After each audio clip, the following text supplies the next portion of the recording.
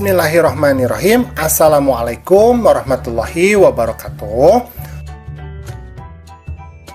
Pada kesempatan kali ini, kita akan belajar di kelas 5. Pelajaran yang ke-6, yaitu materi Mari Mengenal Rasul-Rasul Allah.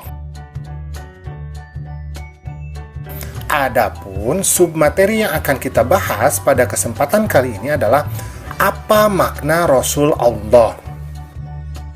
Kita lanjutkan ke pembelajaran. Nah, di sini ada gambar ya. Jadi ada Nabi Muhammad. Nah, kenapa Nabi Muhammad tidak digambarkan dalam bentuk manusia ya? Karena itu hal yang dilarang. Jadi takutnya kita menjadi menyembah ya. Nah, tidak boleh ya. Jadi hanya sebagai simbol saja dengan tulisan yaitu Muhammad. Nah, Rasul ini artinya utusan. Jadi Rasul itu secara bahasa artinya utusan. Sedangkan Rasulullah itu artinya utusan Allah, yaitu orang-orang yang menerima wahyu dan berkewajiban menyampaikannya kepada orang lain atau umat manusia. Jadi yang membedakan antara Rasul dan kita manusia biasa adalah bahwa para Rasul ini mereka mendapatkan wahyu ya, atau kitab suci atau suhuf dari Allah ya, berupa firman Allah yang disampaikan kepada umat manusia. Jadi Rasul itu bukan manusia super ya, bukan, tetapi manusia biasa sama seperti kita. Yang membedakan mereka hanya mendapatkan wahyu. Nah, kemudian dalam Quran surat Al-An'am ayat 48 ini dikatakan, A'udzubillahi minasyaitonirrajim, wa ma nursilul mursalina illa mubasyirina wa mungdzirin. Nah, artinya, dan tidak kami mengutus para rasul melainkan untuk memberi kabar gembira dan peringatan. Jadi ada dua tujuan Allah mengutus para rasul. Yang pertama adalah kabar gembira, yang kedua adalah peringatan.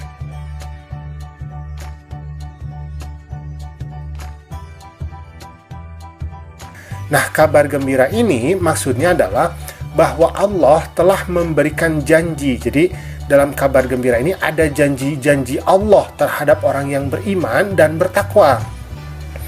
Nah, yang kedua, janjinya itu apa? Nah, janjinya adalah akan adanya kebahagiaan di dunia dan akhirat.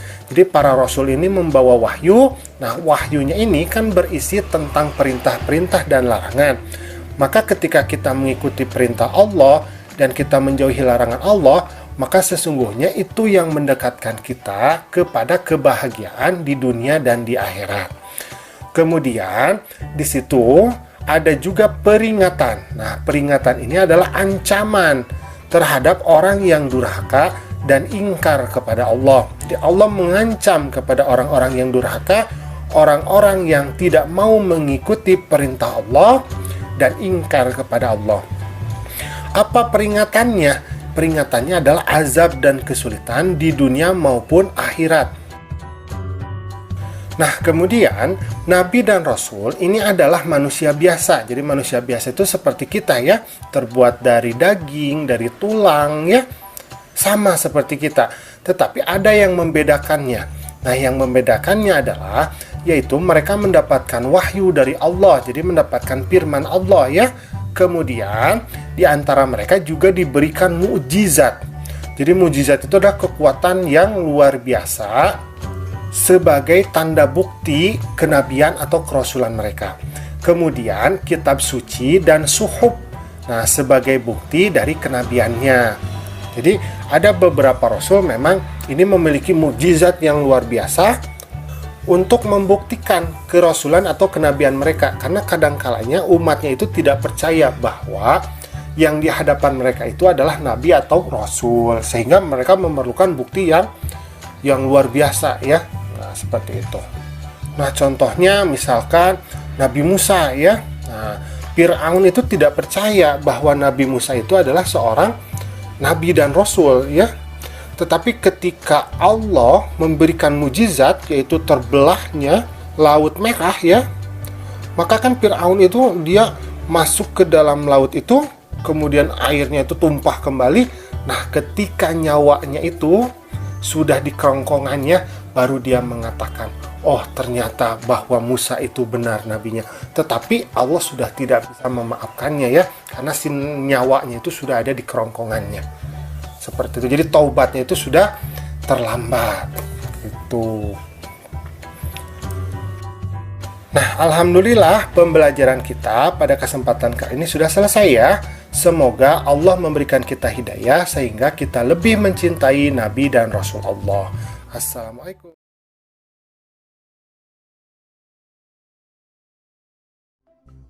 Nah, tugas-tugas Rasul Allah. Itu ada beberapa tugas ya dari Rasul-Rasul Allah. Di antaranya adalah yang pertama ada menegakkan kalimat tauhid. Maksudnya adalah menegakkan kalimat la ilaha illallah. Jadi tiada Tuhan selain Allah. Nah, bahwa sebagian besar memang manusia itu mereka tidak menyembah Allah, bahkan Tuhannya bermacam-macam, bahkan Tuhannya banyak. Maka salah satu tugas dari Rasul Allah adalah menegakkan kalimat tauhid bahwa Tuhan itu adalah hanya satu saja, yaitu Allah. Nah, gitu. Yang kedua adalah menyeru manusia untuk menyembah hanya kepada Allah. Jadi ada beberapa kesalahan di antara manusia itu bahwa mereka menyembah bukan Allah. Ada yang menyembah matahari, menyembah hewan, menyembah pohon ya. Mereka menyembah makhluk-makhluk Allah. Nah, maka tugas Rasul itu adalah mengingatkan, memberitahu bahwa Tuhan yang sebenarnya itu adalah Allah, bukan apa yang mereka sembah saat itu. Nah, seperti itu ya. Kemudian, yang ketiga adalah membawa rahmat. Jadi dengan adanya Rasul, maka ini akan membawa rahmat kepada umatnya. Jadi umatnya yang misalkan suka berbuat maksiat, masyarakatnya menjadi kacau, maka dengan adanya Rasul ini, umat tersebut itu akan diberikan kebaikan-kebaikan sehingga mereka itu menjadi lurus kembali, penuh kasih sayang. Kemudian yang keempat, memberikan petunjuk ke jalan yang benar. Jadi memang dengan adanya Rasul ini, maka Rasul akan memberikan petunjuk-petunjuk. Nah, petunjuk itunya ke jalan yang benar. Jadi perbuatan-perbuatan salah yang mereka lakukan itu diarahkan menuju jalan-jalan yang benar. Kemudian yang kelima, memberi peringatan kepada manusia. Peringatan tentang apa? Peringatan bahwa ada Tuhan, yaitu Allah yang hanya satu. Kemudian peringatan bahwa semua perbuatan dosa itu akan diberikan pertanggungjawaban. Kemudian peringatan bahwa nanti itu akan ada neraka, ya, bahwa nanti akan ada surga. Nah, itu peringatan-peringatan tersebut disampaikan oleh para Rasul Allah kepada para umatnya. Kemudian yang keenam, memberikan suri tauladan yang baik. Jadi suri tauladan yang baik itu adalah sikap perbuatan dari Rasul Allah itu merupakan cerminan manusia yang sempurna. Jadi itu akan menjadi contoh bagi umatnya untuk meniru bahwa perbuatan-perbuatan itu harus mencontoh seperti Rasul-Rasul Allah. Nah, kemudian ada sifat wajib dari Rasul Allah. Yang pertama adalah sidik. Sidik itu artinya jujur. Jadi tidak mungkin yang namanya Rasul itu dia itu pembohong ya, tidak mungkin. Yang kedua adalah amanah. Amanah itu artinya dapat dipercaya. Jadi kalau orang yang amanah, ketika dia diberikan suatu amanah, maka dia itu akan melakukannya, akan melaksanakannya ya. Kemudian yang ketiga, tabligh. Tabligh itu artinya menyampaikan segala apa yang diberikan oleh Allah berupa wahyu, maka itu akan disampaikan, tidak ditutup-tutupi ataupun disembunyikan. Kemudian yang keempat, patonah. Patonah itu artinya cerdas. Jadi semua Rasul Allah itu diberikan kecerdasan supaya mereka itu dapat mengalahkan argumen dari umatnya. Nah, kemudian kakak Mutiara ini berkata, maka ada sifat-sifat mustahil dari Rasul.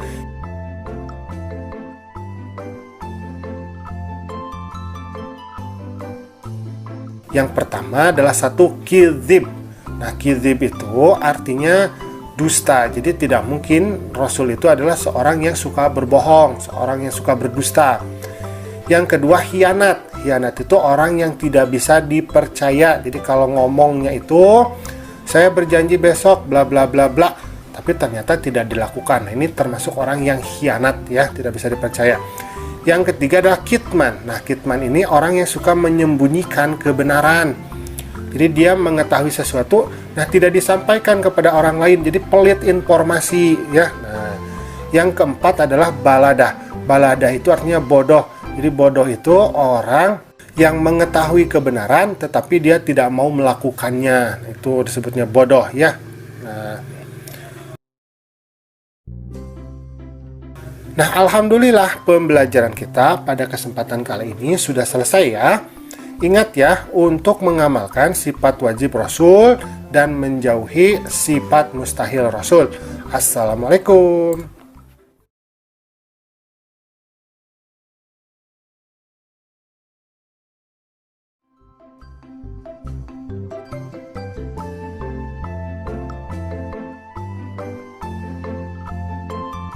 Nah, Rasul ini artinya utusan. Ulul atau ulu atau uli, nah ini artinya mempunyai atau memiliki.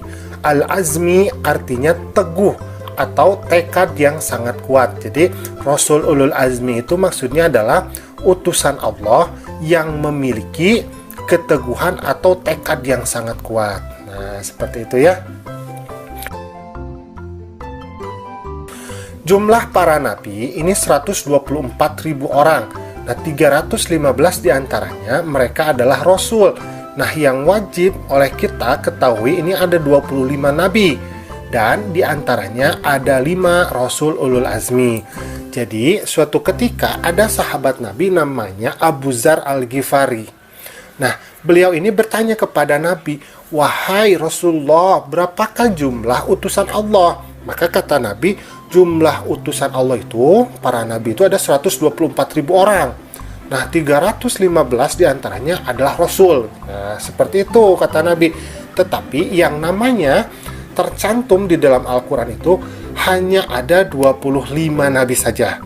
Kemudian 5 di antara mereka, 5 di antara 25 itu adalah Rasul ulul azmi, yaitu Rasul-Rasul yang memiliki keteguhan tekad yang sangat kuat dalam menghadapi cobaan dari umatnya. Jadi umat mereka itu umat yang sangat brutal ya, sangat susah untuk diarahkan menuju jalan kebenaran.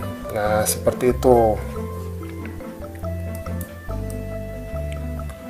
Nah, ini Rasul ulul azmi ya. Yang pertama adalah Nabi Nuh alaihi salam. Jadi Nabi Nuh alaihi salam ini beliau kurang lebih berdakwah selama 950 tahun lamanya. Tetapi yang ikut atau yang mengikuti perintah Nabi Nuh ini sangat sedikit. Nah, Nabi Nuh ini kemudian diperintahkan oleh Allah untuk membuat bahtera. Jadi bahtera itu adalah perahu yang sangat besar ya. Karena kelalaian dari umatnya, maka Allah itu akan mengazab mereka dengan banjir bandang yang sangat besar. Nah, itu adalah kisah tentang Nabi Nuh ya. Nah, kemudian ada juga yaitu Nabi Ibrahim alaihi salam. Nah, Nabi Ibrahim ini adalah seorang nabi ya yang dijuluki sebagai bapaknya para nabi atau Abul Anbiya. Nah, Nabi Ibrahim ini dilahirkan di suatu kerajaan namanya adalah kerajaan Babilonia yang dipimpin oleh seorang raja namanya adalah Raja Namruz. Nah, Raja Namruz ya. Nabi Ibrahim itu luar biasa ya perjuangannya karena ayahnya sendiri ini adalah seorang kafir ya, seorang pembuat patung. Nah, karena keteguhannya Nabi Ibrahim ini pernah menghancurkan patung-patung dari Raja Namruz. Kemudian oleh Raja Namruz, Nabi Ibrahim ini kemudian dibakar. Tetapi alhamdulillah kemudian Allah menyelamatkan Nabi Ibrahim. Kemudian ada Nabi Musa. Nah, Nabi Musa ini adalah anak dari Imron. Nah, ibunya bernama Yukabad. Ketika Nabi Musa dilahirkan, semua anak dari Bani Israel itu ini diperintahkan oleh Firaun untuk dibunuh. Tetapi alhamdulillah Allah menyelamatkan Nabi Musa karena Nabi Musa ini oleh ibunya itu dimasukkan ke dalam keranjang, kemudian dialirkan di Sungai Nil. Nah, Yang unik adalah yang menemukan bayi Nabi Musa itu ternyata istri dari Fir'aun sendiri. Namanya adalah Asiyah. Nah, seperti itu ya. Nah, ketika dewasa, Nabi Musa itu kemudian mengajak Fir'aun untuk masuk Islam, tetapi Fir'aun menolaknya, sehingga Allah menunjukkan bukti-bukti kenabian Nabi Musa, yaitu diantaranya adalah tongkatnya itu mampu berubah menjadi ular yang sangat besar ya. Kemudian tongkatnya juga itu mampu membelah lautan yang sangat luas, namanya adalah Laut Merah, yang memisahkan antara Afrika dengan semenanjung Arab ya. Luar biasa Nabi Musa ya. Kemudian ada Nabi Isa. Nah, Nabi Isa ini dilahirkannya itu di masa kerajaan Romawi yang dipimpin oleh seorang pemimpin namanya adalah Herodus. Nah, Nabi Isa ini sangat unik sekali ya kelahirannya, karena Nabi Isa adalah nabi yang dilahirkan tanpa memiliki ayah. Jadi unik ya, hanya memiliki ibu. Nah, tapi ada yang menarik ya. Jadi hanya Nabi Isa dan Nabi Adam ya. Jadi kalau Nabi Adam itu dilahirkan tanpa ayah dan tanpa ibu, kalau Nabi Isa itu dilahirkannya itu tanpa ayah. Jadi beliau itu hanya memiliki seorang ibu. Nah, ibunya itu bernama Maryam. Nah, seperti itu ya. Nah, Nabi Isa mengajak umatnya untuk memeluk Islam, tetapi ada satu orang yang berkhianat, namanya adalah Yudas Iskariot. Nah, kemudian Allah menyalibnya. Jadi Yudas itu diserupakan dengan Nabi Isa. Kemudian Nabi Isa sendiri ini diangkat oleh Allah ke langit. Jadi yang disalib itu namanya adalah Yudas Iskariot. Nabi Isa adalah satu-satunya nabi yang memang belum dimatikan oleh Allah, tetapi diangkat ke langit. Nah, nanti akan diturunkan kembali di akhir ya, sebagai tanda-tanda dari datangnya kiamat. Kemudian beliau akan menjadi salah satu pengikut dari Nabi Muhammad. Itu Nabi Isa ya. Kemudian yang terakhir adalah Nabi Muhammad. Nah, Nabi Muhammad ini adalah nabi yang terakhir diutus oleh Allah kepada umat manusia. Nabi Muhammad ini mendapatkan cobaan yang sangat luar biasa dari kaum kafir Quraisy Mekah. Tetapi alhamdulillah, karena pertolongan Allah, maka Islam itu semakin menyebar dari Jazirah Arab sampai sekarang, sampai ke seluruh dunia ya, seperti itu. Nah, anak-anakku, alhamdulillah pembelajaran kita pada kesempatan kali ini sudah selesai. Luar biasa sekali ya kisah para Rasul Ulul Azmi ini. Semoga kita bisa menjadikan mereka sebagai suri tauladan bagi kita. Assalamualaikum.